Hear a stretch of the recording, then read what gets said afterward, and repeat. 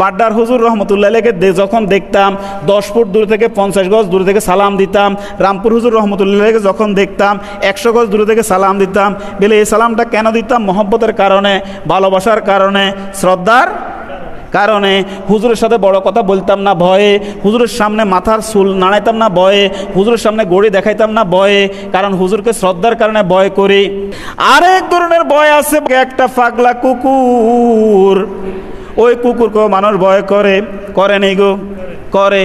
তো কুত্তারে ভয় করে কিল্লায়, কুত্তারে ভয় করে ইয়া কামড়াইব, ইয়ার কামড় থেকে, ইয়ার ক্ষতি থেকে বাঁচার জন্য মানুষ কি করে? ভয় করে।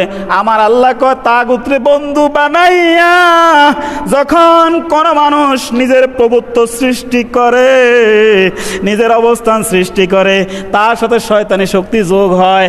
ও আমার ভাইরা,